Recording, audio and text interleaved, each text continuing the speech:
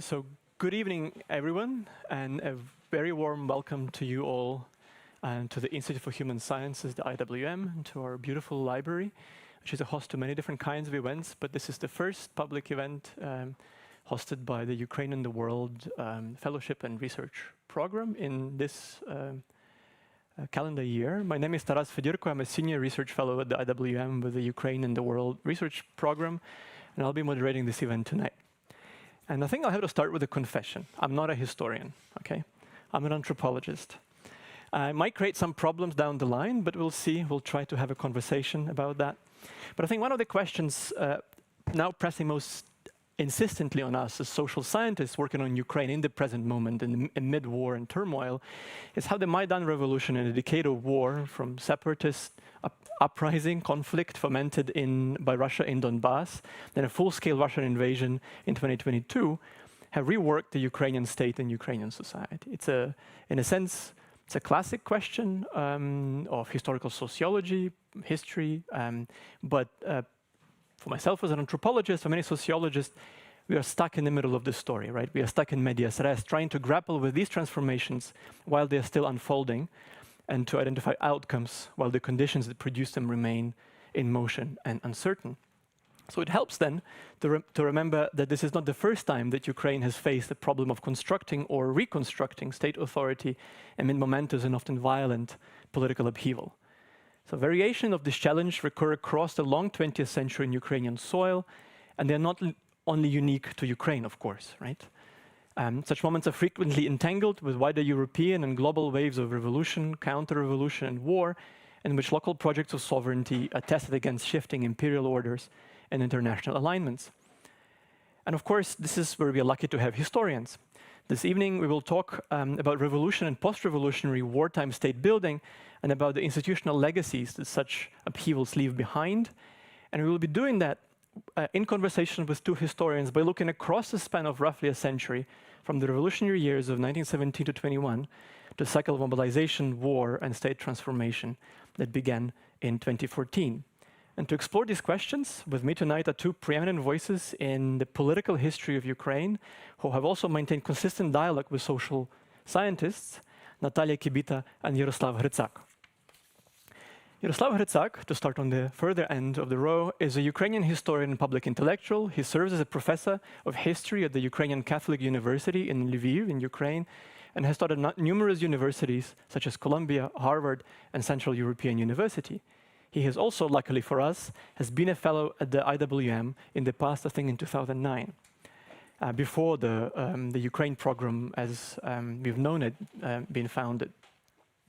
He's the founding editor of Ukraina Moderna, a journal that I was a very keen reader as a student of geography in Lviv quite a while ago, and the author of numerous publications, including the recent bestseller, which translated from the Ukrainian sounds Overcoming the Past, A Global History of Ukraine, but which came out in English as Ukraine, The Forging of the Nation, and has been translated into several other languages. YAROSLAV has been listed several times among the top 100 most influential Ukrainian intellectual and has received numerous Ukrainian international awards. NATALIYA KIBITA is a Ukrainian historian who, for the last several years, has been based at the University of Oxford at the School of Global and Area Studies. And having gained her PhD from the University of Geneva, she has taught at the London School of Economics, the University of Edinburgh, and the University of Glasgow, where the two of us have met. Most recently, NATALIYA is the author of a wonderful book that, if you haven't read it, you must, which is called The Institutional Foundations of Ukrainian Democracy, Power Sharing, Regionalism, and Authoritarianism, which came out in 2024 with Oxford University Press. We're lucky to have this event thanks to IWM's collaboration with the Ukrainian History Global Initiative, which Professor HRYTSAK co-directs with IWM's Lesia Ukrainka permanent fellow Timothy Snyder, and where both he and NATALIYA KIBITA are contributing authors. So today, actually, we had a workshop, the first day of a closed workshop to discuss a number of contributions to the initiative, and many of the contributors are here tonight. And so in different ways, tonight's conversation is a continuation of that. So just last couple of points on practical matters. So we will talk for about 40 minutes, and we'll open the floor to the Q&A. For the questions, please raise your hands to indicate that you have one. Raise it high. I might not be able to actually see you in the back rows. It's a persistent problem here. And I've lived in Britain for long enough to actually really love queues. So I'll be forming queue of questions, and my colleague Marina will be walking around with a microphone, which she will give to you to ask your question, and she'll promptly take the microphone away because there's many of you, and we expect many questions. All right, so shall we start? So Yaroslav, perhaps we can begin from the present war and work backwards. The Russian invasion of Ukraine in 2022 is in many ways an outcome of the change in Ukraine's relations with Russia after the Maidan Revolution in 2013 and 14. Looking back to 2014, what was it in the Maidan Revolution specifically, and the turmoil that happened after it, that made the Kremlin shift from political pressure to open military intervention as a way of blocking or containing Ukraine's sovereignty? Thank you so much, Taras, for a kind introduction. It's a privilege and honor to be here. So, I mean, we are part of this global history initiative, and this is the ambition to put Ukrainian history, most old history and most recent, in the global context. And I'll tell you my personal story, how come I to understand Maidan differently. Just happened to be, it was on the plane, it's better perspective, say, to see it from above, but I was just occasionally reading New Yorker. It was the December 1919, 3 months before the COVID started. And this has a kind of general article, was on the page, main slogan, 2 tenths, decade of the tenths, decade of revolutions. I never thought in this term, that this is one of the most revolutionary decade in the recent world history. Starting from 2000 to 2001, you probably may remember Occupy the Wall Street, starting point, in New York. Then Arabic Spring, 2001. Then many revolutions in many parts of the world, 2 or 3 in Iran, in Singapore, in Armenia, in Belarus, name it. Most of the countries that we know at some moment had the revolutions like that. Ukraine was part of these revolutions, and if you understand why this is global, let's think about 1968 revolution, which has something in common. Because my belief, again, based on some empirical studies, it's a very much youth revolution, a very specific new middle class that emerged recently. This is a very peculiar middle class, because basically, unlike several decades ago, this is the class, middle class, very much educated, mostly quite often with the university diploma, which doesn't have any future, secure future. His future is very precarious, so to say. You know, with the kind of the story, someone says, I would probably Zygmunt Bauman says, tell me the year you were born, and I'll tell you how poor you will be. So basically, you know, the young people could not afford houses nowadays. They could count on the retirement plan, the kind of thing. So this is basically new realities. Even term was called precariat, because they, in a sense, they're very much like a middle class. Their values, they behave like a middle class, but they have not kind of stability that any middle class would expect before that. So if you put this large expect, you will have this kind of revolution. I bet if you miss this dimension, if you don't understand what was really the revolution about. I turn your attention, you probably remember this kind of the picture or video that became viral on the very first beginning of the war. There was the presidential court, and there was Zelensky staying with this close team, and they were saying, we are here, we're not leaving the country. We don't need a limo, we need ammo, if you remember this kind of things. I wonder if you noticed who are this on this picture. There are 5 people. Each of them is about 45, less or more. Give it 5 or plus.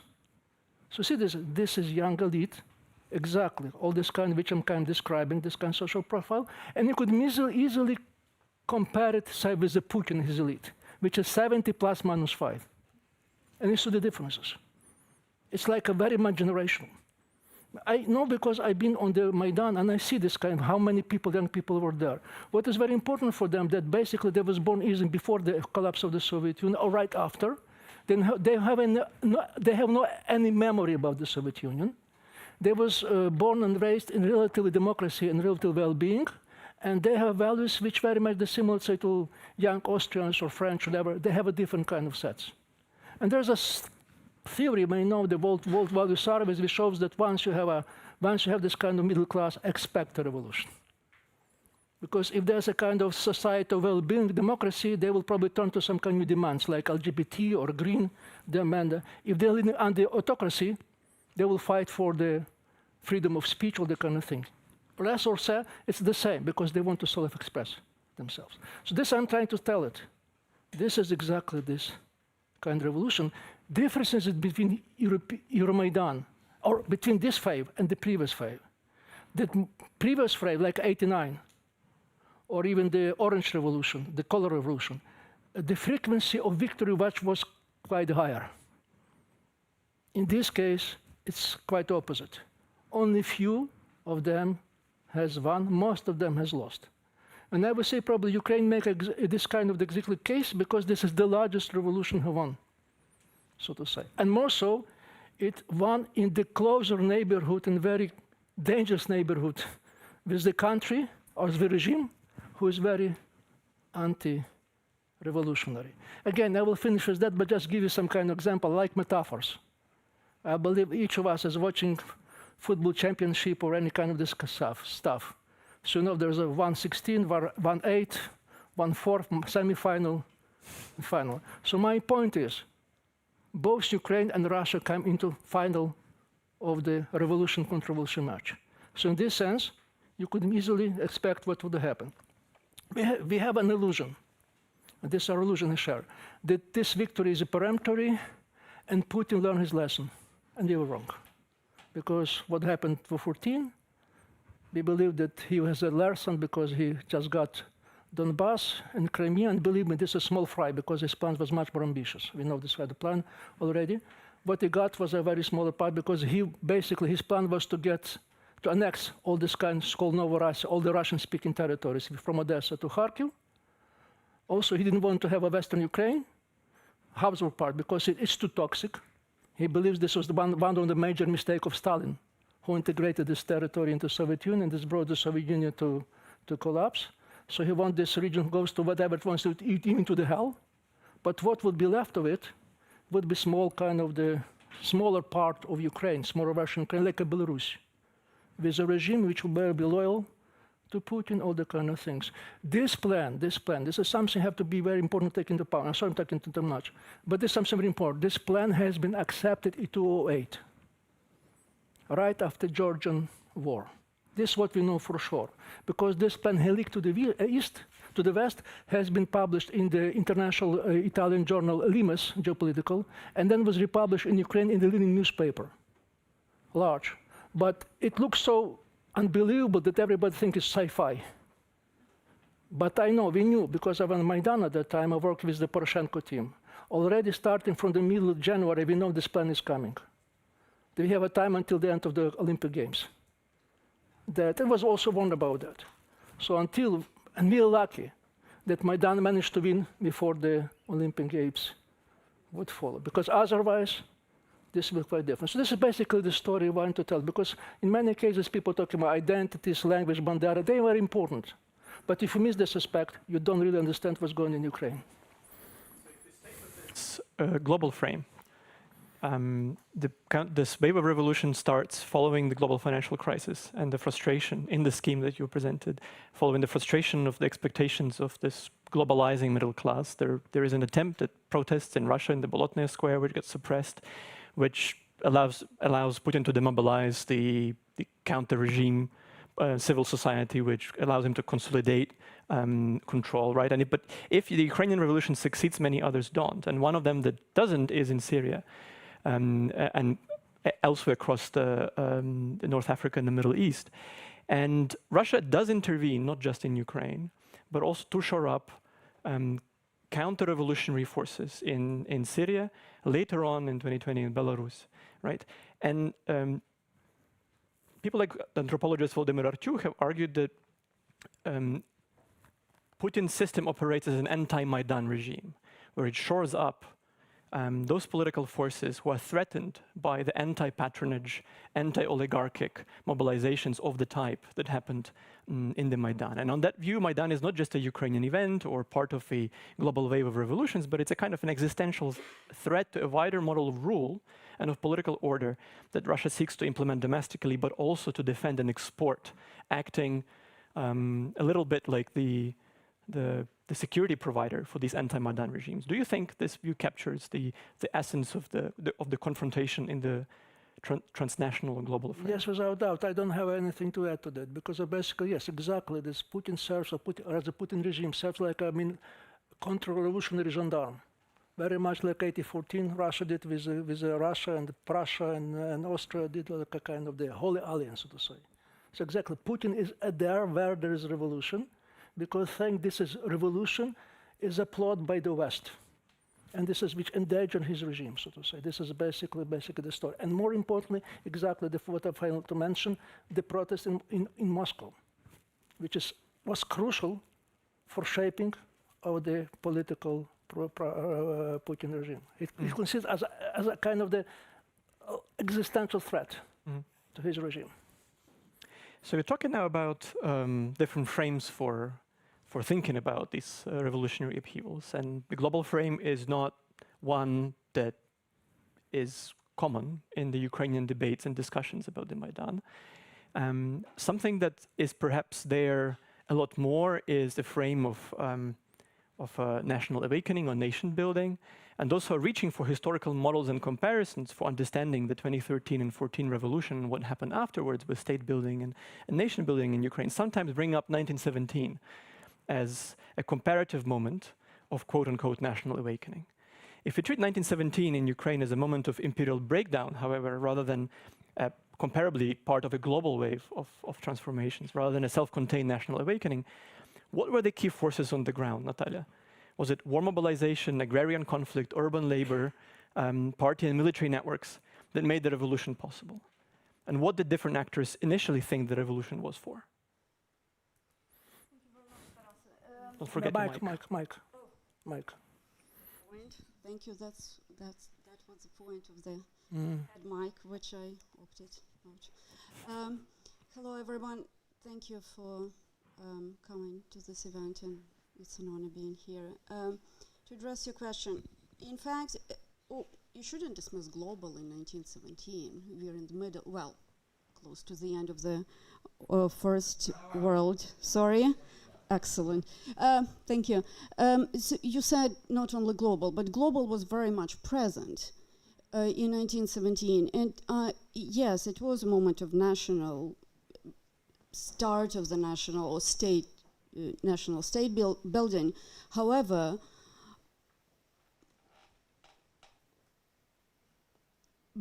beginning to start building a state was possible because the Russian Empire was weakened because of the World War I.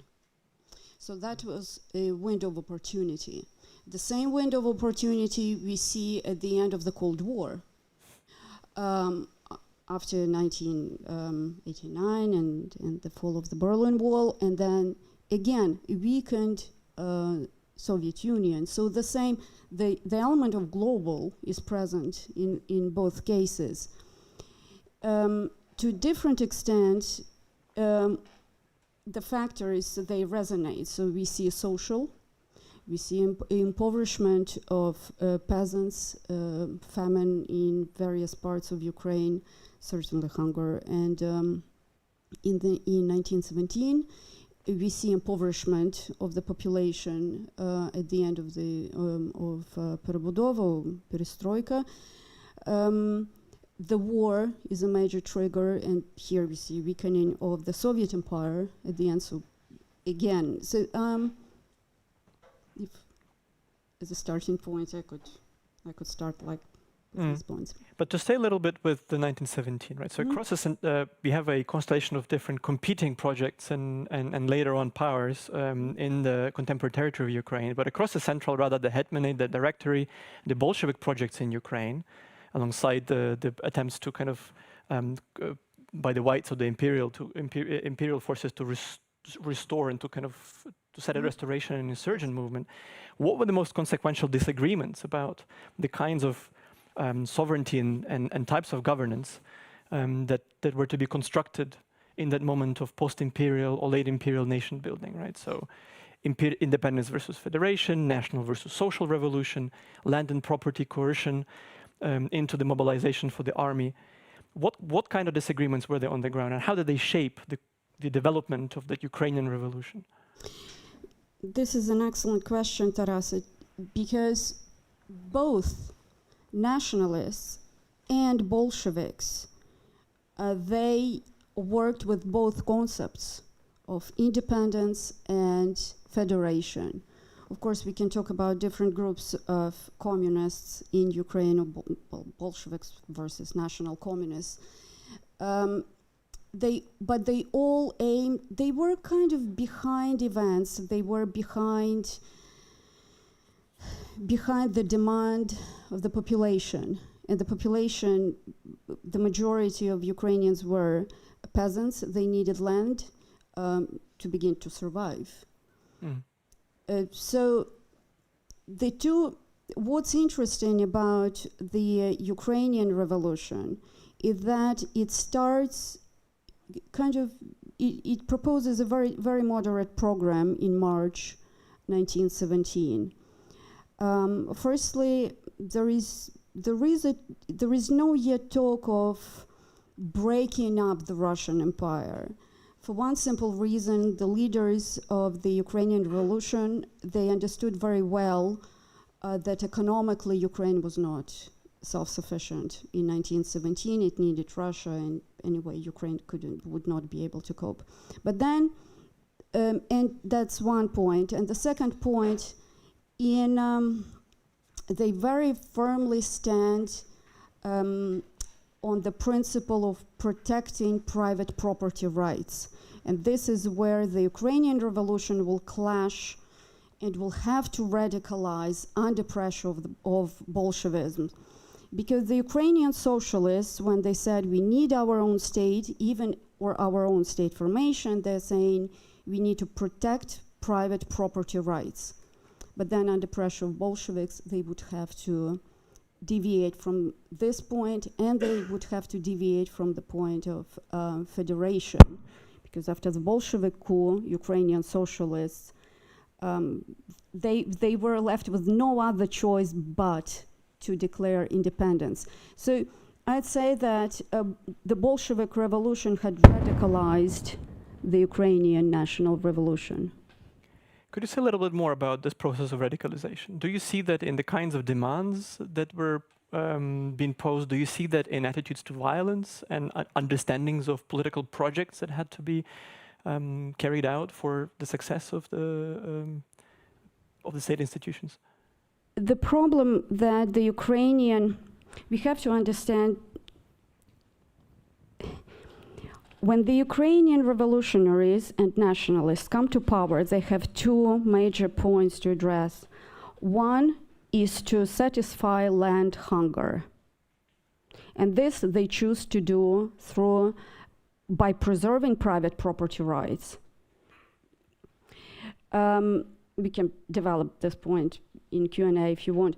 But at the same time, and the reason they choose to do that is because they want to build an own state, and they know that they cannot do it without private property rights. But then, yes, there is a pressure, there is a whole development, but this we are talking March 1917. By autumn 1917, the whole different story, the whole different situation on the ground. And at this point, yes, more violence. The Ukrainians who want to preserve the state, they have to become more violent. They're constantly pushed to kind of further right, I'd say.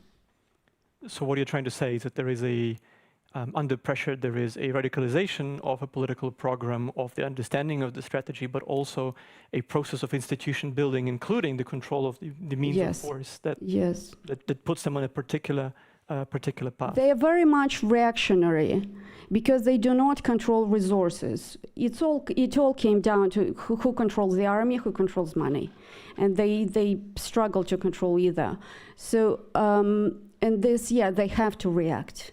They have to react. Mm-hmm. And in responding, they were choosing, well, very much like Ukrainians have chosen to fight this war. If you're being invaded, well, you fight back. And this is what the Central Rada decided to do. They'll fight back. And one of the ways of fighting back was socialization of land and then abolition of the principle of the private property rights. So I want to turn at this point to Yaroslav and to ask you to place this 1917-18 events in Ukraine within a wider European context of a revolutionary way triggered by the World War and imperial collapse. If you do that, what looks distinctive about the Ukrainian case and about the kinds of struggles over the types of revolution and institutional building that were happening on the Ukrainian lands? For the last decade or so, there emerged a new consensus among historians who study Ukrainian revolution and the other revolution in this region. I just want to mention the name of the Professor Mark von Hagen, who passed away 6 years ago, unfortunately. He was very much revolutionized the interesting field because he was a military historian. He looked from another perspective, from the perspective of military aspect. So one of the points which I want to raise here very immediately, we have to take into account that 1917 Russian Revolution occurred when there was still a war. War was still going for the next more than 1.5 years, so to say.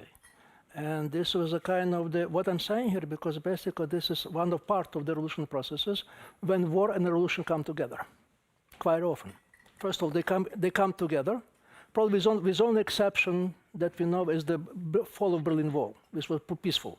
But in other cases, think about French Revolution, think about 1917, all the kind of things, war and revolution lay like a twin sister. This is the first. So actually we have to start with 1914. So this is something very important here. And secondly, if you look in the other direction, you will see the kind of follow-up, the other wave, which also has a Russia, Ukraine, but then Finnish Revolution, then Hungarian Revolution, Bavarian Revolution, Italy, Mexico, China, which also says the same pattern. War and revolution and waves of revolution, which covers large region, which is always global. Not always, but more often than not, which is the global effect. So this is you see here. You put exactly this kind of Ukrainian revolution as one of those revolution, which was in this sense. So I wouldn't I wouldn't do that much comparison between this revolution and that revolution, because there was much more important differences than similarities. And one of the most similarities, we don't have the peasants anymore, farmers. And they make minority population, and that time was majority. And you could very hard to build a state with peasants, because peasants in this sense, they're not reliable. This everybody knows. They're changing the attitudes, all the kind of things. But what is there, and what is very much kind of similar, that in both revolutions, Ukrainian issue turned to be very important. You may know or not, but there is a book written by the British historian Dominic Levin about the collapse of the Russian Empire. And the starting sentence is that, moreover than anything, the fate of the First World War depended on what is going in Ukraine and about Ukraine. Because given resources, given character of the war, total character of the war, given the importance of resources, I mean, especially kind of resources, not just bread, but also oil, coal, because it's very technological war. Also giving the geopolitical position of Ukraine squeezed between two large blocks, between Central Powers and Entente, so to say. So this was kind of short saying by one of the leading German, we would call it nowadays spin doctors, say who have key to Kyiv, has command over all of the Russia. So this what I'm saying here, that this is exactly 1914, 1918, turn Ukraine, quite unexpected the Ukrainian issue into one of the key issues in this space. Very much in 1917 was a Polish issue, but then Polish was resolved. So what I'm driving at, so Ukrainian revolution has failed for a variety of reasons, but I don't believe, or many historians believe, that the revolution failed because it was the weak revolution. Because there are many revolutions like that. Only in part of Georgia, Armenia, which is also described there. So there is a kind of comparison study, and basically they claim that, let's put it this way, time to say goodbye. So what they say that, if you compare Lithuanian case and Ukrainian case, in 1917, 1918, Lithuanian movement was much more weaker than Ukrainian. And still Lithuania managed to have the state, while Ukraine failed. And why was that? Because of the geopolitical context, the global context. Because Ukraine was too much important. to battle alone. Just imagine that in 1918, there were several armies fighting Ukrainian territory simultaneously with each other. The Kyiv, which is capital of Ukraine at that time, any kind of state, the shift power occurred 11 times from 1914 to 1918. Compare it with Vienna or Budapest or any other city, so to say. And there was a small minor railway station in Donbass when during just half a year, 1918, there was 29 shift of powers. So how could you build a state in such a chaos? Because basically state didn't exist. In such circumstances, the one who's get the power, who put pressure or emphasis on violence or revolutionary virus, and it's exactly Bolsheviks. And therefore, one of the reasons when they won. So this I'm saying here. This probably where the comparison ends, because basically, yes, it's very much war and revolution come together in the wave, and at that time, Ukrainian revolution has lost because of geopolitical importance. But this geopolitical importance has been preserved in this revolution, because basically what they have now, this kind of Russian-Ukrainian war, it's quite clear that Ukrainian issue is very much important about the future of this kind of the region. So what I'm driving at, and here is the crucial differences, because Ukraine has lost because of geopolitical isolation. Since the Germany lost the war, and basically Ukrainian cause was related to the German support, until Ukraine fell into enemies of Entente. And nobody really cared about Ukrainian independence, so to say. And I believe in most of the cases, 19th century, 20th century, Ukraine lost because it has no geopolitical isolation, and was given straight, it was Russia to resolve Ukrainian question. So what I'm saying here, and this is exactly crucial differences, because for the first time in Ukrainian history, Ukraine is not isolated. It's not just because Ukraine is very much important, but there's also a recognition of the importance of Ukraine. Because without us, this revolution, this war wouldn't, so to say, last. Because basically, and that's again, I'm finishing that, this war and that war, 1914, it's very much similar by its character, because it's war of attrition. It's not that the fate of the war that much resolved on the front line. The front line is moving very slowly, if ever. I may remember, I just barely not know this fact, that the British officer had made a joke in the March of 1917, that if the military front would move in such a speed, it would take them 70 years to get to Berlin. But Berlin fell in a year. Because basically this war is about resources. Who has more resources to keep the burden of the war? So what I'm driving is, if Ukraine would be left alone, which very much nowadays, Ukraine have no chances to stand, because Russia has much more resources. But if Ukraine has access to Western resources, Russia has no chance to stay.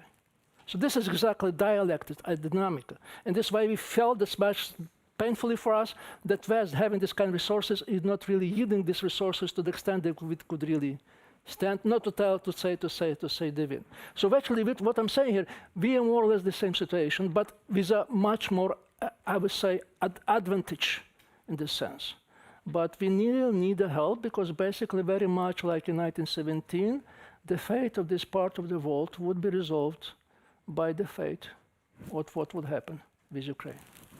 There's a different way of constructing a comparison, which I'm not sure is helpful for a historian, but certainly for, I think, a social scientist, it is.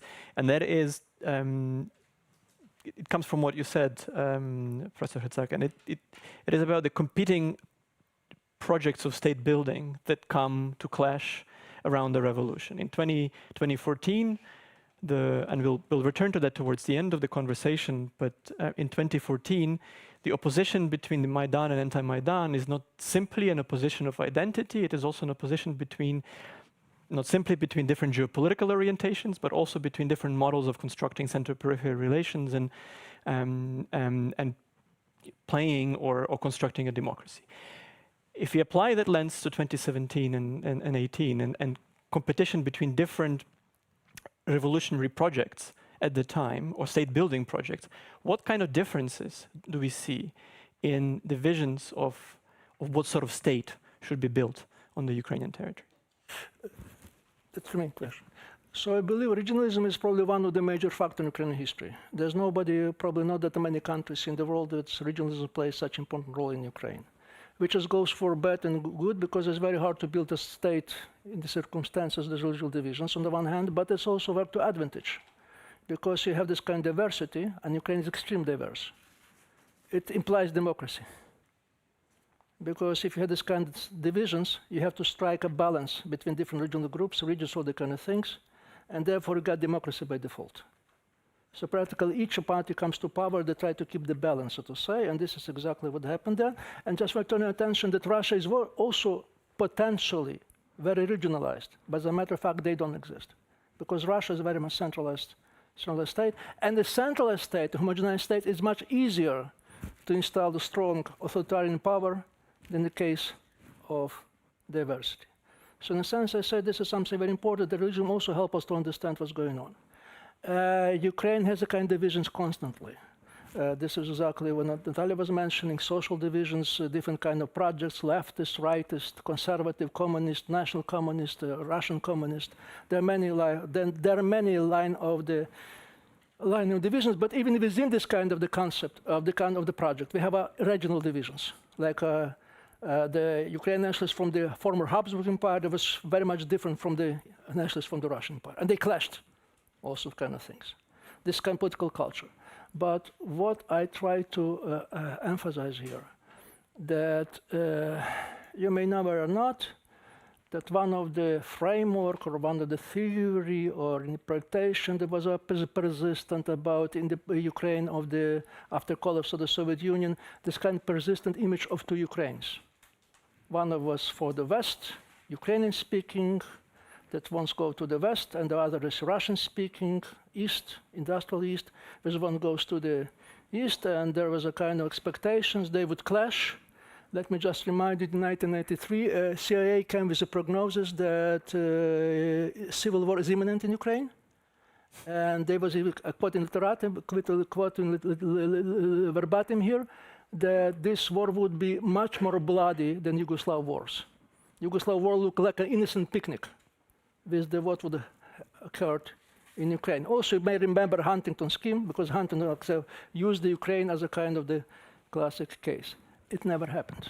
This is something very important, that regardless of kind of divisions, Ukraine is relatively stable as a group, which is kind of paradox that not many people believe.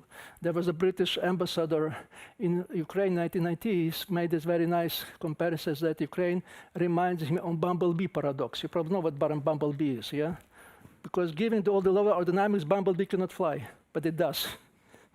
Given expectation, Ukrainian state should not exist, but it does. And this is something very important, paradoxical. Regardless of the kind of divisions, Ukraine is relatively stable. And when Ukrainians ask, what do you choose, to stay as independent or go back to Russia, in most of the cases, they would choose the first scenario.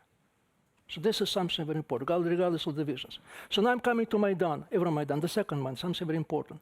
What emerged there, exactly because of this middle class, new middle class, which is persistent mostly in the large cities, where IT is, universities, so you don't have this kind of regionalism coming to this middle class. New young class. There was a very nice map that was ignored. There was support of Maidan throughout Ukraine by the internet users. At that time, 2014, it was quite new. Not many people use internet, mostly there was young people. So with the exception of Donetsk and Simferopol, most of the major Ukrainian cities on internet, they supported Maidan. So it gives another dimension. Because basically, this new class which I'm talking about, Zelensky coming from the one of the most Russian-speaking territory, industrial city, Kryvyi Rih, all kind of things. Because exactly this emerging new class bring a new dimension in this revolution. Yes, regions still very much exist, but not to the extent, because this kind of the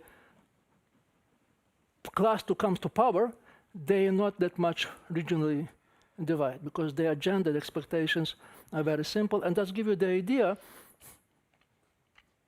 say the main heroes of the first and second Maidan, Yushchenko, Tymoshenko, Poroshenko, you probably remember these names. They in their 80s, 60s, compared to Trump or Putin or Xi, they're relatively young. They may expect to have a long political career. But in Ukraine, they look like dinosaurs. They have no chance to return to power. Because everywhere where you go, whatever, it's the academic institution, political institution, army, you have these people of this age, approximately, say, Zelensky age, which is now running the country. So what I'm saying here, this is something very important. Again, if you don't understand what's going on in Ukraine, because this is, I believe, the most crucial, the kind of social dimension is very crucial. And probably stop there because I don't want to abuse.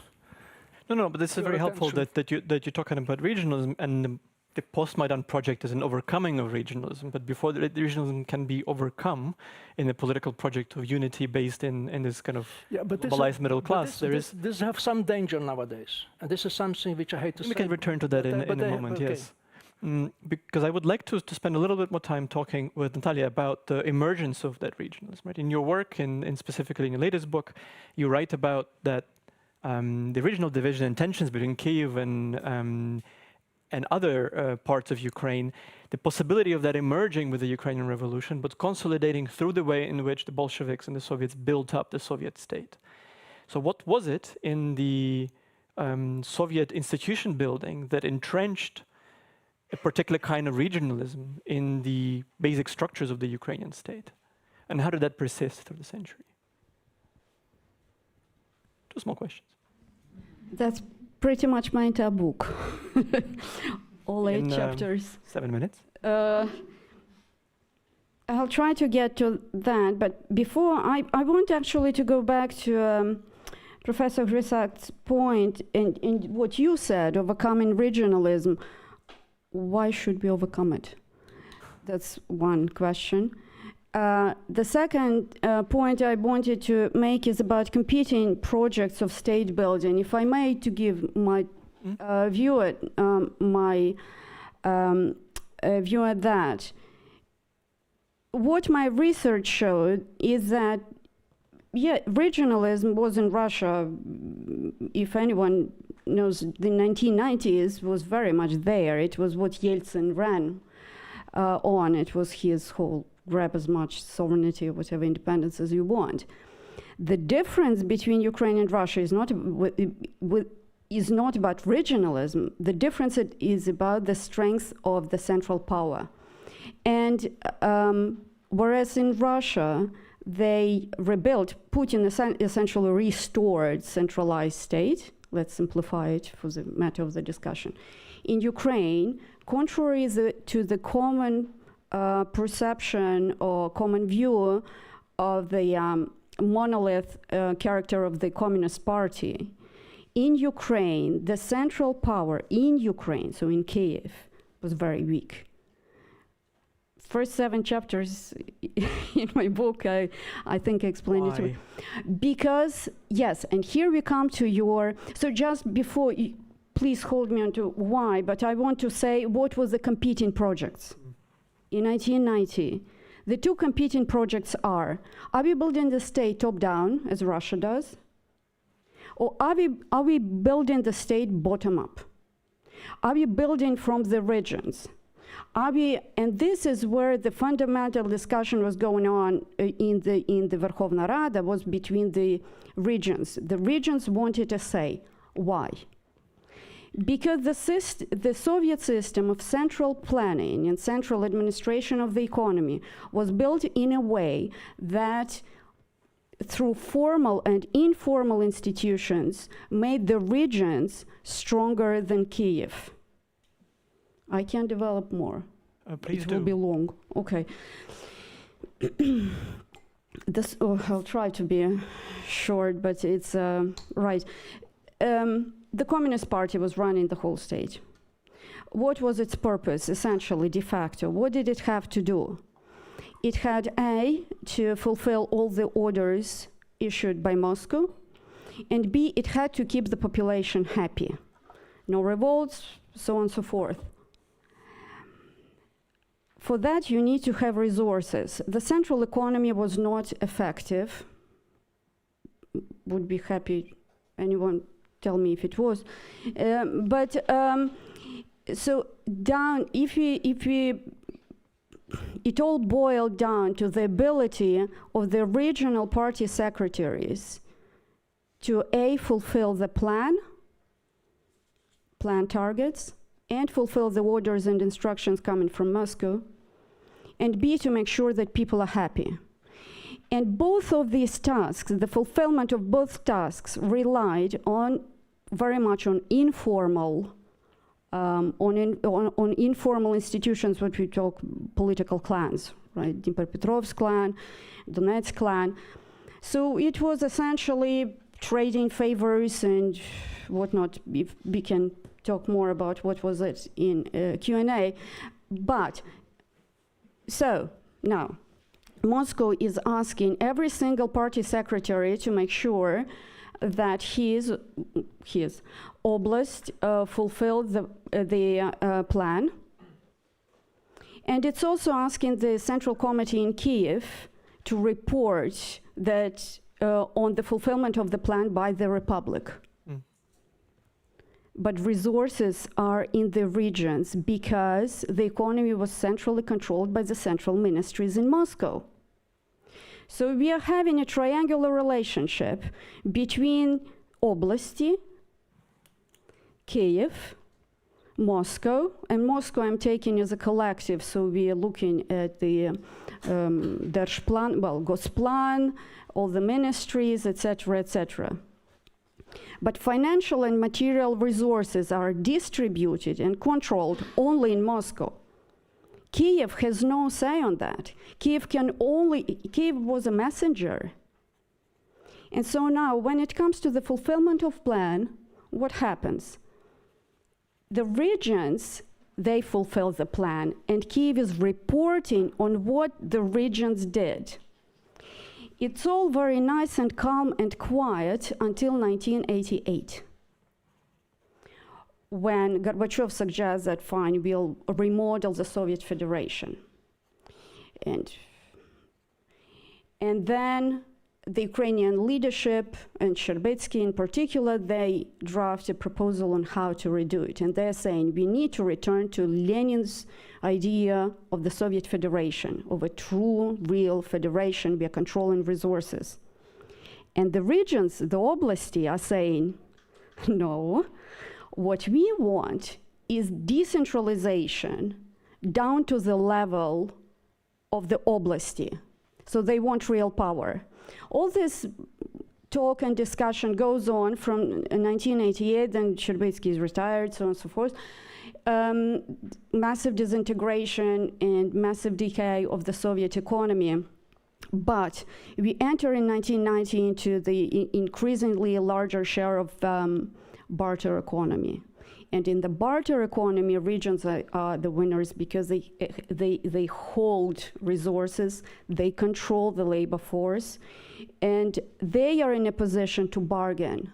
And in 1990, 1991, they try to bargain for more power with Kiev. So basically, you're the 7 chapters. Sorry, 8. The 8 chapters that we invoke traces, the victory of the Bolshevik project that constructs a state that enshrines a particular kind of triangular relation between Kiev, Moscow, and the regions that effectively propels the importance of the regions that Ukraine, the independent Ukraine inherits in 1991. Correct. It was all by accident.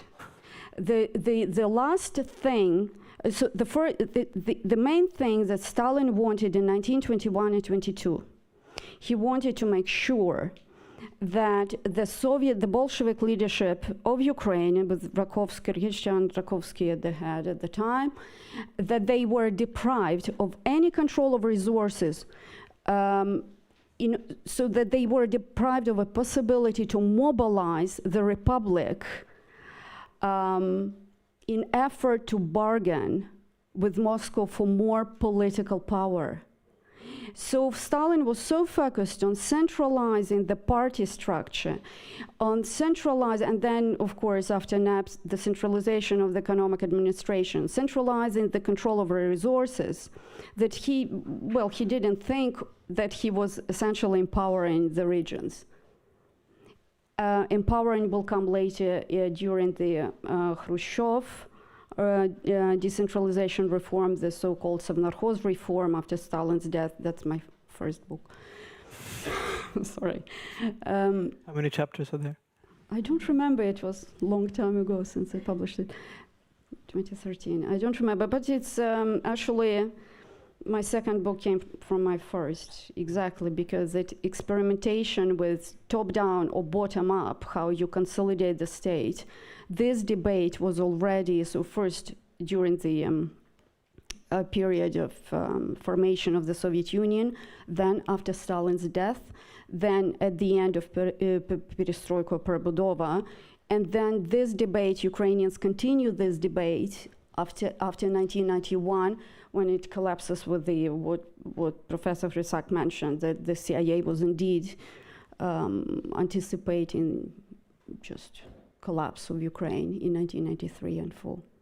I'm very interested in the way in which you chart this triangular relation between Kyiv, Moscow, and the regions, because that is, it persists there throughout the 2004-5 revolution and in 2013-14, with Moscow intervening through the regions to undermine Ukraine's sovereignty afterwards. Well, I think this is the main, I think the fact that Ukraine was deprived of true control, by Ukraine I mean the Ukrainian Soviet leadership, that it was deprived of any meaningful control over Ukraine. I think this plays still a very big role in the fact that Putin doesn't even think that Ukraine is one entity, that it is a state. So yes, absolutely. But you mentioned something that, and as a way of running it up, and you mentioned something about state consolidation that I wanted to follow up, and perhaps to turn to YAROSLAV HRYTSAK for the last question. We're talking about persistent or repeated situations of post-revolution, wartime state building and state transformation. What Natalia also has charted are persistent, not through just revolutions or wars, but persistent attempts to try to consolidate the state in that triangle between Kyiv, Moscow, and the regions. How do you see the dilemma of state consolidation in the present moment in the war, given Ukraine's tremendous dependence for its state resources on its Western allies? I was listening to what Natalia was saying. I have to confess my sin that I haven't read this book. And I haven't even seen it, but I'm looking forward to read it. And I buy most of arguments, but I beg to differ in one important aspect. Because your presentation, your interpretation deprives Ukrainians of agency. Because basically they have their Volodya Polik sitting right in front of me, and he was young 40 years ago, and you were a member of what? Student organization in the 80s? Which was what? Kind of the first informal organization in Kyiv, one of the first one. I was in Lviv. The same was in Donbass, which is kind of the minor movements, which is very quite ignored, so to say. So what I'm saying here, if you're talking about Brezhnev, Gorbachev, the kind of thing, you have to take into account that the 80s was a kind of revolutionary decade, which started with the Polish Solidarność, 80s. Without Polish Solidarność, without the Hungary, Czech, Havel, all the kind of thing, that would never happen, so to say. This is something very important, because we have to start with 1890. And again, probably the crucial point was not that much the idea of the decision of Gorbachev to start decentralization, but the crucial idea was the 14th Communist Party plenum, or not, whatever it's called, when they abolished the number 5 point from the Constitution that Communist Party is the leading power in Soviet Union. So to put it simply, this power was very vertical structured, and the symbol of the structure was communist power, but it couldn't stand without KGB. This is the pole which kept the kind of together. This is something important. More so because in the 60s, what happened there, very importantly, the belief in the communism has died, especially the 68. Actually, this young generation of the 60s which emerged was very much leftist. Some of them were Leninist, but they were repressed because they were Leninist in kind that Soviet Union didn't like. They very much like in sense of Prague Spring, all the kind of things. So what I'm saying, by the 60s, 70s, nobody believed in communism anymore.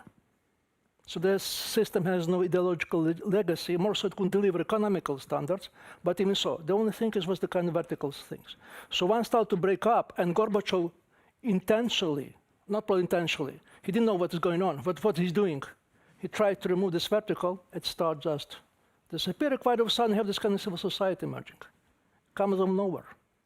And basically, 89, you already have Galicia, the Habsburg part, which in 1918, once the dissidents then won the elections, and this is the first region in Ukraine which is not communist, a year before the communism collapsed. You have a Kyiv with the high concentration intellectuals, dissidents, journalists, which becomes a kind of really symbolic place for position. And the third place, which is important, is exactly Donbass. Not that many people remember how much Donbass played a role in the independence of Ukraine. Because the local miners, they were trying to solve their social problems by addressing Moscow. But once they get the experience that Moscow would know nothing for their issues, they turn to Kyiv. And this exactly sounds like a solidarność, the kind of the alliance between intellectuals, miners, and nationalists. And they all come from below. So this is something very important. If it is kind of regionalism, it's a kind of different regionalism of three different regions, which is Galicia, former Habsburg part, which is Donbass, the past, and in the center, Kyiv. And in 1991, they come together because the Soviet system collapsed, the center collapsed after the coup d'etat, which failed. This gives a signal for the thing to emerge. So I'm saying this is different because, again, I do agree there was a lot of kind of the contingency, accidents, all the kind of thing. But if you look what happened there, because what afterwards, you have both civic society in Russia and both civic society in Ukraine. But civic society in Russia collapses, has been erased. And Ukrainian society exactly produced people like Zelensky. Because basically, just a minor fact, which I believe is very important. There's a magical number, 150, which just means 100,000 people on the street, you could do nothing with them. This is what we know during Maidan. So therefore, we keep this number during the night, because now being attacked, we have to have the large numbers. Because if there's 150 people in the street, 1,000 people, they could do nothing. It's just physically impossible. So during this kind of the protest on Bolotnaya Street in Moscow, which went for a month. I believe Moscow would have 8 million or 9 million, 10 million of the population. 8 to 9. I believe larger than Vienna. By quite a margin. No, okay, but large enough. So that's what I'm saying here. In the most crucial period of this protest, the maximum they came to the street in Moscow was 125. And this is a position we keep saying, we need 25 people to win, but never did. 25,000. Yeah. And in Kyiv, which is 2 sizes smaller than Ukraine, than Moscow, on the 1st of December of the 1914, the first weeks of the Maidan, every Maidan had 1 million. See what this difference is. The level of mobilization is quite different. So this is something which has to be dealt with. I have different explanation why is that, but I believe one explanation is exactly where nationalists come to power. Because nationalism is a very strong mobilizing force. You have national dimension in Moscow, because there's fights between Russian president, Russian position. In Ukraine it's a bit different, because in Ukraine they always presume there is Russia, there is Kremlin, there is Putin. And Putin was very strong, both in the first Maidan and the second Maidan. And this anti-Russian feeling was very strong, so give this kind of emotional importance why people so much are mobilized. It's not like in Chile or in other country like probably, Singapore, but here's something important. I believe this is something we also have to get the kind of picture, because we talk about nationalism, and quite often we see it's kind of negative terms, but basically this is kind of a very positive term, because it helps to mobilize. And also very important, this kind of transformation would happen in Ukraine, because with this kind of Maidan, Ukrainian identity has been transformed. Because of this largely ethnic identity, which is largely based on language, all the kind of things. Since Maidan, we have a civic identity. Again, I'm talking about this 5 people, Zelensky stay in the courtyard, the 5 of them. Two of them are Jewish, Zelensky, Yermak. The third is Arachamia, who is Georgian. Only two of them ethnic Ukrainians. And they link the power. In 1219, when Zelensky won the presidency, Ukraine was the only country part of Israel when both prime minister and president were Jewish. You see what I mean here? This is the deal, because civil society brings concept of civic nation. And this exam, which is something very dangerous to Putin. He tries to focus this as a nationalism. Yeah, this nationalism, but this is kind of different kind of thing. So I'm talking, think about agency of Ukrainians in this sense. And then I come into the point which has been central to Ukrainian liberal historical school, which keeps saying from the 19th century that major difference between Ukraine and Russia is not in language. As a matter of fact, language is very close. Not in religion, they belong more or less to the same Eastern European church. The main difference is this different political tradition. Relation between the state and society, exactly what Natalia was saying. Because Ukraine has a kind of long record of building society from state of the thing from bottom up. This is in history, in historical memory, Shevchenko, the kind of thing. Cossacks, which is the symbol. You have a Cossack both in Ukraine and Russia. You have a Don Cossack, you have Ural Cossack, you have Ukrainian Cossacks. But you could easily write Russian history without Cossacks.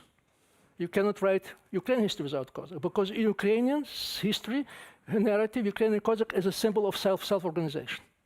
Self-organization which could resist any kind of power. So this gives you the difference, so to say. Again, agency is very important. Again, I agree that this is kind of the relations between the center and power in Moscow and Kyiv. They were important, the struggle or rivalry between different compartments, all the kind of thing they were there. But agency also deserve. This is something which is very important. So what I'm saying here, that in a sense that both Maidan has won and lost at the same time. Because they won in the short term. They won short term because basically they turned this kind of the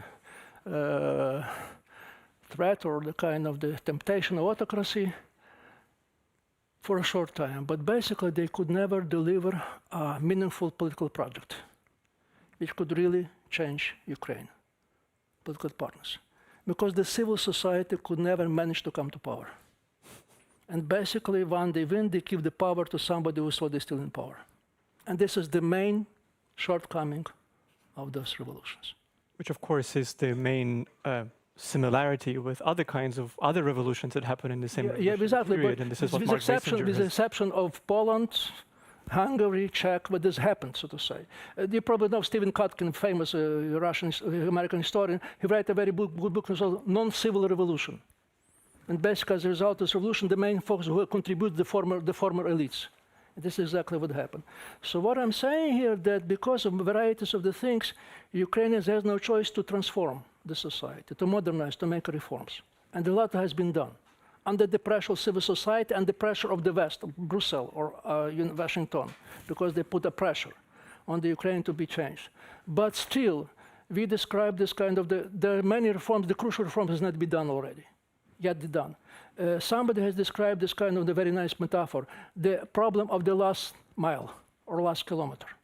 If you're running marathon, you know this, the last mile or kilometer is the most difficult one, so to say. Ukraine went through the very long road or track until 414, but this last mile was not crossed. Because the crucial reforms that we still need made, as most of all judicial reform, which is very much lacking, because without judicial reform, you could have still corruption, you have no feel of justice, all that kind of thing. And this is very crucial. Many people believe in Ukraine nowadays. This is crucial reform that Ukraine has to deliver, because otherwise we will lost again. So what I'm saying is exactly, but I probably not finish that at this moment, that what we know from historical experiences and the cases, I know the limitations of the comparison, that in most of the cases, reforms like that, of the last mile, has been done in the most critical period of history of these states. So you need a war, you need a crisis, because otherwise mostly people or elites do not want to do it, because for them it's like a suicidal. But one stage is very much critical. They have to do it, because otherwise they could not stand. And I believe Ukraine has exactly reached this stage nowadays, because we understand without this reform, you could go on anymore. So in a sense, this is irony and paradox, and Ukraine is full of history of the paradoxes, because actually, war is a disaster. It's a tragedy, without a doubt. But at the same time, it provides an advantage, window of opportunity, because you either have to change, and very radically, or you will stagnate with the results that will be, so to say, keep you wounded happy. And again, what I'm saying here, that if you look on the kind of comparative aspect, what we have now in Ukraine, it's 30 years of independence, which could be put from another perspective, 30 years of revolutions and wars. We have 3 revolutions into war in 30 years. Frequency of the crises, you could just imagine.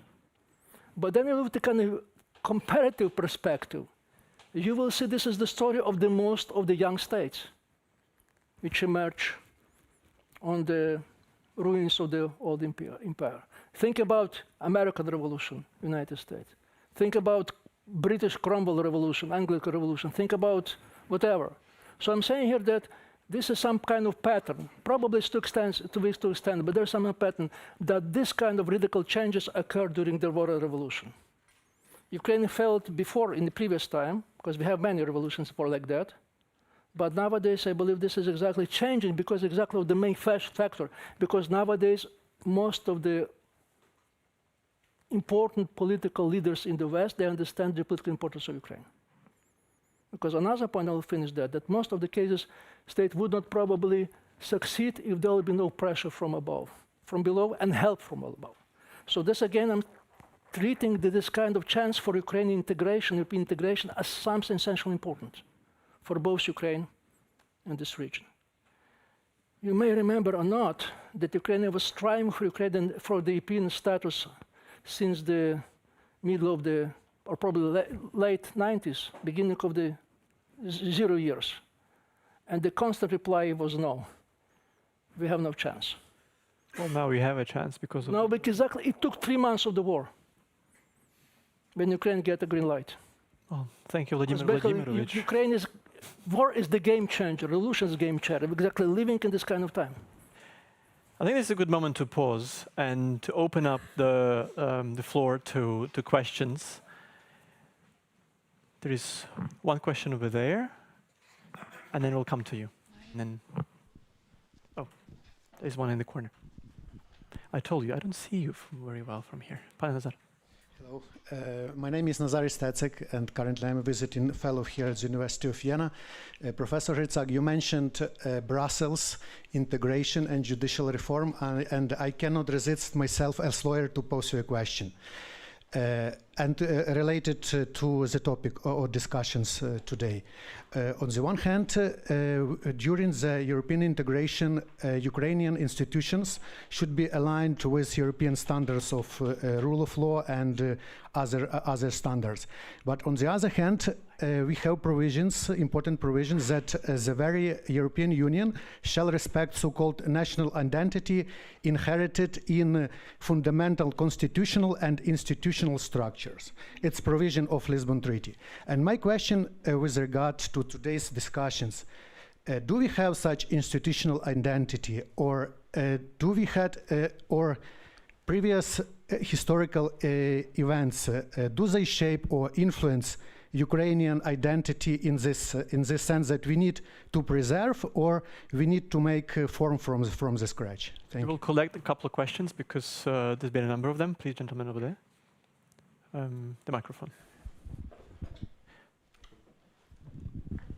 Thank you very much. Yaroslav, great. Thank you. As always, very clear. I have a small question and maybe a bigger one. The small one, some years ago in Lviv, you said to me that without Russian rule over Ukraine in the 20th century, the population of Ukraine should be, I believe you said, about 60 million. I wonder if you still maintain that position. It would be very nice for me to know for a column I'm writing in a few days' time. The second question, which is more difficult, at least for me, but for you as a historian, you can look forward into the future.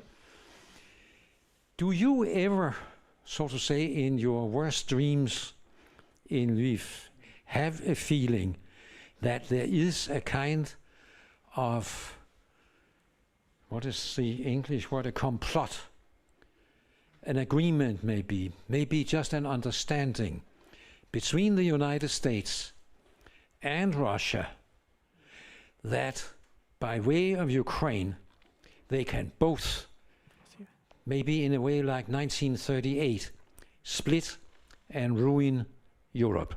Thank you. We'll take a third question just to have a question from Yulia here at the front. And then we'll go to the Q&A, and then we'll go come back to further questions over there. Yulia Yurchenko, political economist. Thank you very much for this fascinating conversation. And the matters of statehood and the past and the future and continuities are extremely important. I have two questions. So one to Professor Hrytsak and one to Dr. Kibita. So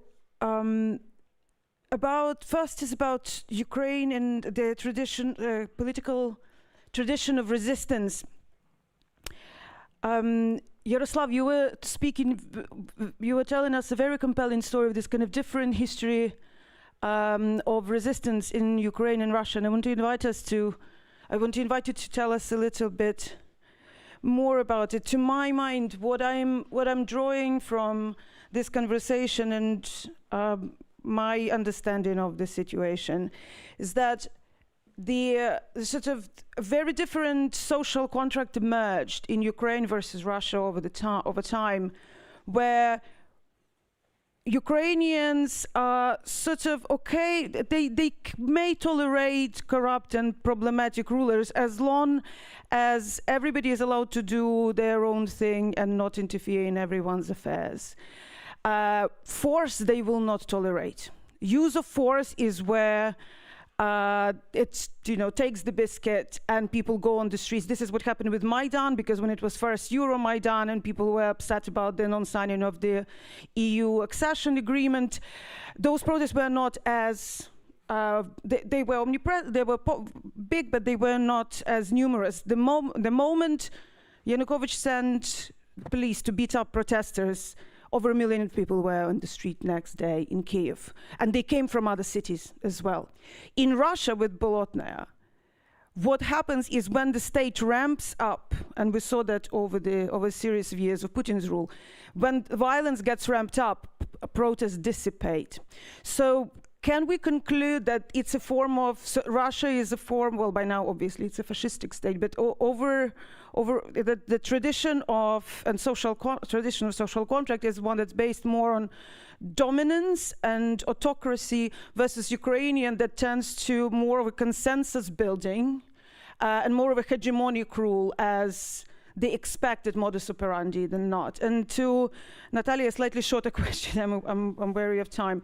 It's about the bottom-up, the idea of the state and this sort of continuity of what the expectation of relations between regions and Kiev when USSR falls apart and we move to the independent period. And then the emergence of the Party of Regions and the industry of Donetsk and Dnipropetrovsk, sort of meeting and talking with each other, the leaders of industry and politicians, meeting and talking and deciding who should be in charge. Because I've read biographies of Kuchma and Kravchuk and a number of other politicians and industrialist oligarchs, and they talk about having these meetings, right?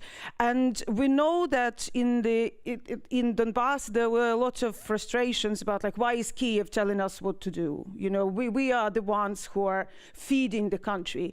And this whole, like, the name, the Party of Regions, this sort of, like, and now we have decentralization, which is what a lot of regions wanted. They want autonomy from Kiev, right? So we lost autonomy, we lost control of Moscow. We're not going to be ruled from Kiev. We are happy to accept that it's a capital. It's our capital. But we want our autonomy as well. And that also talks to this sort of, to my first question about what sort of rule Ukrainians who want to live in the same country are willing to accept. They want that autonomy, right? So, yeah, thanks. 4 small questions and about 4 minutes for the two of you to answer them so that we can hope to have another round. The first question is easy to answer, very short. Yes, Ukrainian institution has identity, but they don't have capacities. Capacity has to be built. So these are always ways that you don't focus on identity too much. Identities kind of give you kind of the wrong picture. Because you could be satisfied with identity, but doesn't mean they're really kind of the factual enough, efficient enough to make these things happen. Talking about the demography, I maybe if either I was mistaken or you slightly changed my point of view, because I say it was not because of the Soviet rule or the Russia rule. It's because Ukraine found themselves in a so turbulent area in the 20th century. This is what Timothy Snyder, who's somewhere here, calls the bloodlands, that Ukraine suffered immense losses from the 1914 until the end of the Second World War. Just imagine there's kind of estimation, could nobody prove or disapprove, but just give you the idea. Between beginning of the First World War and the end of the next Second World War, 30 years, every second male and every fourth female in Ukraine died of violent death. 1/3 of the population. If you could only one example of this kind of losses, which is probably sound familiar to you, is a 30 years war of the 17th century in the German territory. This is the moral calamity, so to say. So what I'm saying, this was a result. And as a result of this, we will probably easily answer your question, because what Ukraine has, this is a family history, personal history, because they remember that. Especially by the end of the cold Soviet Union, they remember the story. Historical memory, Ukrainians are different than Russians. Because Russians were, very turbulent history, but they were not that much affected as Ukrainians were. They were not in the immediate conflict between two powers. Because we have the idea that Second World War was in Russia. It was not. It was mostly on Belarus, Lithuania, and Ukrainian territories. Armies went both ways, where Holocaust happened, not in Russia. In Ukraine, Belarus, Lithuania, where Holodomor happened. So there was a way of the genocidal politics in Ukraine. And Ukraine keep remembering that. And this is somewhere in the bay. It's a personal memory. It's a family memory. So therefore, there's a consensus starting from 1991. Whatever happens, we don't want to repeat this kind of the story. And this explains why Ukrainians were so willing to support Ukrainian identity. Ukrainian statehood not because they were patriotic, but they was very much about the scenario. Because look at what happened in Russia: the first Chechen War, the second Chechen War. The conflict in Moscow when Putin sent tanks to oppress the Russian parliament. Georgian-Ukrainian war, Georgian-Russian war. So there's a kind of studies which show actually that Ukraine may disagree on many things, and they did. But when they was asking what is support, whether they want to stay Ukraine's independent state, in the most of the cases they will be say yes, more than 50%. But the peaks, they actually was in the part where there was the first Chechen war, the second Chechen war, or Georgian war. And then annexation Crimea, which peaked, was skyrocketed, because exactly they want to have a war. They didn't think coming to Maidan that they will invite the war, because I think it was very much peaceful, because given the record of the fall of the communism, they were peaceful, they could repeat things. But this is exactly the thing. It also explains why a Holodomor, or famine, became another consensus in Ukrainians, because Ukrainians do believe there was a famine. It was orchestrated by Stalin. It was a genocidal by, and this is because most of the happened exactly in Russian-speaking territories. And this is a family story of most of the people. They do remember. It resonates immediately, so to say. And they have a consensus. Doesn't really matter whether Russian-speaking, Ukrainian speakers, East or West. They have this kind of consensus that Ukrainian, famine was a genocide. So I'm saying here, these are kind of different strategies. We're talking about Russia, and probably Trump as well, and Ukraine. On the one hand, Trump or Putin, they won't go back to some kind of the past, a golden past. Let's make America great again. Let's make Russia great again. Because the perception is, the hypothesis, there was some gold age, and this has to be repeated. Luckily enough, Ukraine has no golden age to return. Only bloodlands. Exactly. So therefore, exactly why Ukraine has different strategy. Ukraine is trying to overcome the past, because they know what the history is. They know what the violence is, because it's a very much personal story for Ukrainians. So this is why provide the resilience, and therefore explain why they're fighting nowadays, because they fear what could be expected, what they could expect if God forbids, Putin wins. And especially after Bucha and Irpin, this kind of reverberates with the historical memories. It's not historical. It's a personal memories, in this sense. And demographic losses, yeah, because we have the same kind of problems that Europe has. We have the population which is aging, so to say, but all the kind of the people who have two sons, none of them has married, and we have no chances for, I believe, unfortunately, for grandkids, so therefore we have two cats in the house, so to say, to care about them. But basically, this is the story. More and more people nowadays in Ukraine. We were expecting it, but nowadays war made this even much more complicated. Just give you the idea that demographic losses of Ukraine during this war is tantamount to demographic loss in Ukraine during the Second World War. Luckily enough, most of these people are alive because they left the country. But the fact, the Austrians and other countries' demographic gain. Yeah. But actually, this is the kind of the story which you can see the size of the Ukrainian problems, how much we have been lost. But again, this is something which is very kind of miracle. Couldn't explain. It's irrational. I have no rational explanation. I had access to recent surveys in Ukraine. This had been done after blackouts, after this kind of the calamities of this this extremely cold winter when people are suffering. And it was the beginning of February. What amazes me, resilience. Ukrainians don't want to give up. Ukrainians still have a kind of they must believe, if so they know the situation is getting worse and worse, they still preserve the belief that Ukraine would win, and most of them preserve kind of the optimistic scenario for the future. Save the high note of hope for the concluding words of the discussion. We have still a couple of questions, but before that, we'll turn to Natalia and Julia's question. Microphone. Forget that. Thank you. The question about institutional identity, I'm not sure what you mean. One thing I think, let me say this.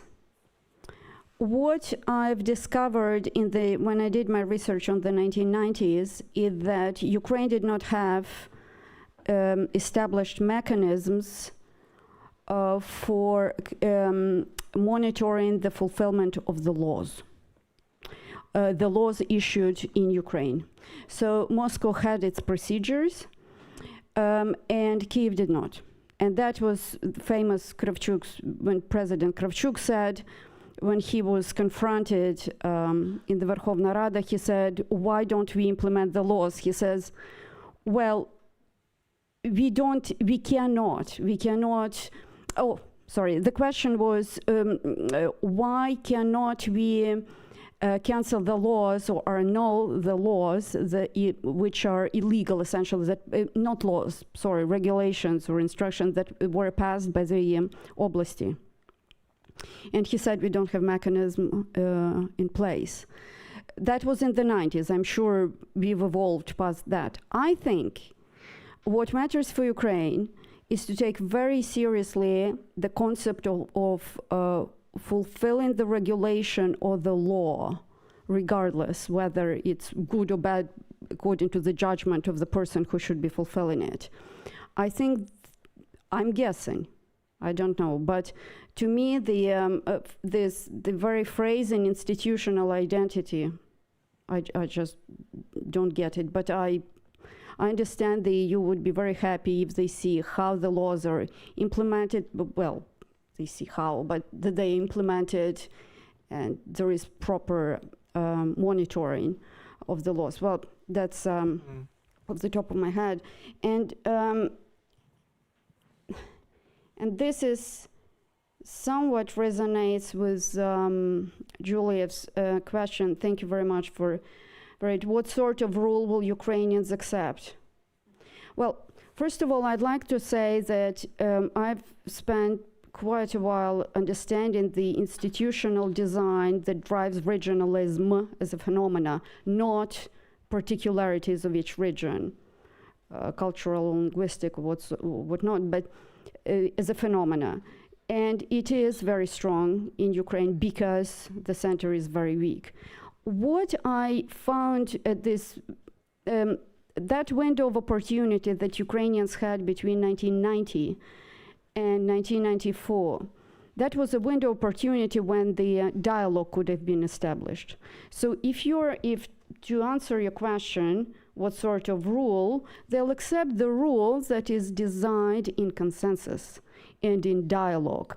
There was never proper dialogue between the regions and the center. And in fact, President Kuchma, when he was first elected, one of the first things he did, he established a Council of Regions because he knew that he needed to talk to the regions. This dialogue was never held. Thank you. I was contemplating to have a dialogue with you about whether or not we would have another 5 minutes for a conversation or not, but I'm afraid that posing at least the 4 questions that I've seen and spotted in the audience would take 5 minutes. And so I will be very un-Ukrainian and I will stop the conversation here and invite you to stay and converse with Yaroslav HRYTSAK and NATALIYA KIBITA afterwards, who will be very happy, I'm sure, to unless it gets too late and dinner time, to answer your questions. But some of you might leave, and I want to abuse my kind of privileges as a chair. So join me in thanking our 2 speakers for a brilliant conversation, and please stay on to continue it. Thank you.